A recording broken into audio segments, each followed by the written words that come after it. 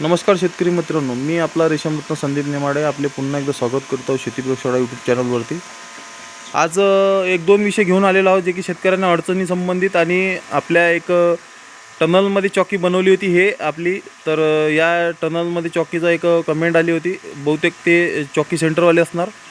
तर मी त्यांना लिहिलं होतं की टनलमध्ये चॉकी बनवून आम्ही उत्पन्न काढत आहे, बरेचसे वर्ष झाले आणि चांगलं उत्पन्न काढत आहे उन्हाळ्यामध्ये। तर तुम्हाला का बरं हे असं वाटतं की टनलमध्ये चॉकी बनत नाही?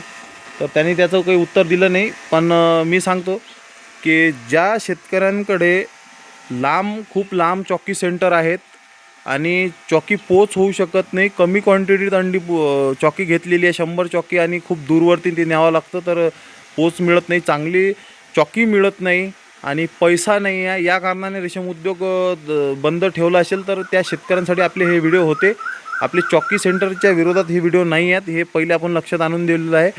तर टनलमध्ये चॉकीचा रिझल्ट बघू शकता तुम्ही, जे की आम्ही दरवर्षीच काढतो, पण आम्ही अनुभवातून सिद्ध केलेलं आहे की आमचे टनलचे चॉकी मध्ये पण चॉकी सेंटरवाल्यासारखे कोश बनवू शकतात आपण लक्ष देऊन काम केलं तर। हा आपला उद्देश होता। आणि दुसरा विषय असा होता महत्त्वाचा की भाऊचा फोन आला होता, शेतकरी भाऊचा, की बा आमचे पाल्यामध्ये खूप जास्त कोश बनलेले आहेत। तर त्याचं उत्तर देतो मी की कोश हे पाल्यात का बनतात, तर त्याचं कारण आहे, आपण चंद्रिका टाकल्यानंतर जो मागच्या व्हिडिओमध्ये सांगितलं होतं की आपलं काम संपलं, तर संपलं नाही आहे। जास्त ऊन हीट झालं, शेड व्हेंटिलेशनचं कमतरता आहे, तर अळी जी आहे ते आपली पाल्यामध्ये थंड जे वातावरण असतं, आर्द्रता असतं, त्याच्यामध्ये जातं आणि त्याच्यामध्ये कोश करतं। तर आपल्याला त्याच्या उलट करावं लागतं, आपल्याला चांगली आर्द्रता ठेवावं लागतं। 2 ते 3 दिवस आपल्याला जे अळी विणण्याचं काम आहे त्याच्या बाबतीत आपल्याला चांगली आर्द्रता ठेवावं लागते। आणि त्या आर्द्रतेचा फायदा असा होतो की अळी जी आहे ते कोश बनवेपर्यंत जास्त मेहनत घेत असते, तर जास्त उष्ण वातावरण झालं तर तिला त्रास होतो आणि ते कोश बरोबर विणत नाही। तर ते पाल्यामध्ये पण जात नाही। मग नंतर आपण चांगलं टेम्परेचर आणि वातावरण ॲडजस्ट ठेवलं तर 2 ते 3 दिवस आपण टेम्परेचर ॲडजस्ट ठेवावं चांगल्या प्रकारे, तर कोश चांगला विणून आपला पाल्यामध्ये कमी कोश होतील। आणि सुरुवातीला आपण फिडिंग जे देत असतो, तर ते फिडिंग आपल्याला प्रमाणशीर द्यावं लागतं। लास्टच्या फिडिंग ह्या प्रमाणशीर द्यावं लागतं आणि आर्द्रता चांगल्या प्रकारे पाहिजे, जेणेकरून काय ते कवर फिडिंग टाकल्याने आपण ते पूर्ण खाल्ल्या गेली पाहिजे आणि अळीला चांगलं वातावरण दिलं तर ते वर चंद्रिकेवर लवकर चढून लवकर कोश बनवणार आहे।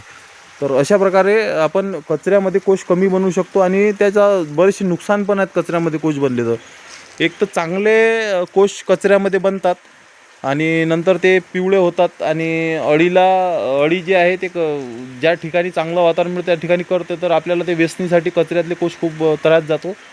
आणि शेतकरी मग म्हणतात की चांगला कोश आहे पण तो आमचा पिवळा कोश आहे मार्केटला गेल्यानंतर, तर त्याचं कारण हे आहे।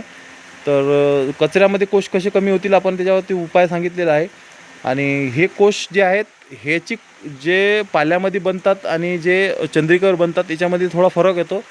कचऱ्यामधले कोश जे आहेत ते थोडे पिवळसर कलर येतो त्याला आर्द्रता आणि कचरा लागल्यामुळे, आणि जे चंद्रिकेतले कोश आहेत ते व्हाईट राहतात। आणि मार्केटमध्ये गेल्यावर मग शेतकरी काय करतात, समोरच्या शेतकऱ्याचा कोश तर क्वालिटी सारखीच आहे, पण आपला कोश पिवळा आहे आणि समोरच्या शेतकऱ्याचा कोश हा चांगला व्हाईट आहे, त्याला चांगला भाव मिळतो आणि आपल्याला कमी भाव मिळतो। तर हा प्रॉब्लेम मार्केटला गेल्यानंतर कळतो।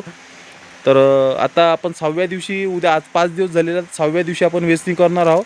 तर हे चंद्रिका संध्याकाळी आपण जे आहे तर ते फोल्ड करून ठेवणार आहोत। जसं आपण हे चंद्रिका आहे तर हे अशी फोल्ड करून ठेवणार आहोत, जेणेकरून काय होणार, हे फोल्ड केली ना अशी, तर हे चंद्रिका चांगल्या प्रकारे याच्यातलं जे कोश आहे ते सुकतात खालचे, आणि नंतर मग आपल्याला त्याचा वेचणीसाठी चांगला फायदा होतो, खालचे कोश पण चांगले कडक होतात। तर बघा मित्रांनो, हा बेड आहे, बघा तुम्ही, थोडा अंधार आहे पण नेट खाली सोडल्यामुळे तर कोश आपला कचऱ्यामध्ये 1% बी पण कोश झालेला नाही आहे। त्याचं कारणच ते होतं की आपण खूप टाईमवर चंद्रिका नियोजन करून टाकलेल्या होत्या। तर बघू शकता तुम्ही, हे बघा,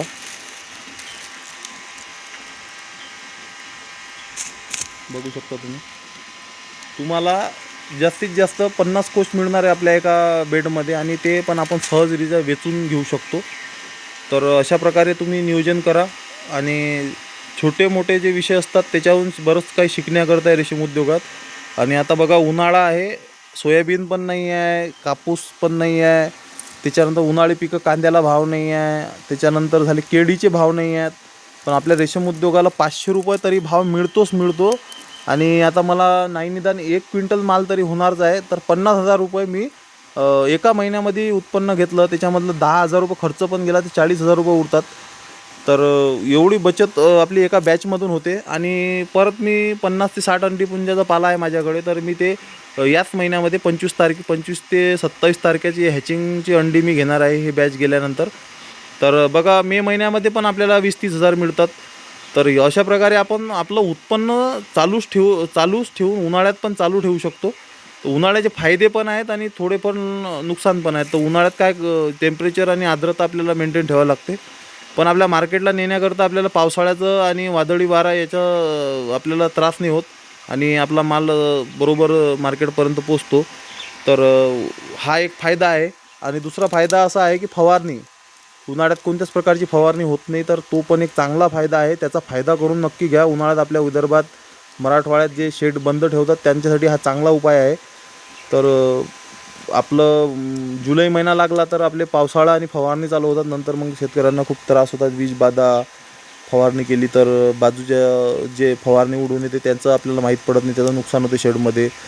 आणि माल नेताना बरेचसे अडचणी जातात. तर अशा अडचणी आपल्याला पावसाळ्यात एका टाईमला टेम्परेचर आणि आर्द्रता मिळतं, पण नुकसान पण खूप होतं. तर असे हे आमचे छोटे मोठे प्रयोग असतात. तर हे तुम्हाला कसे वाटतात नक्की कळवा. चला तर भेटू मग पुढच्या व्हिडिओमध्ये नवीन विषय घेऊन. तोवर नमस्कार.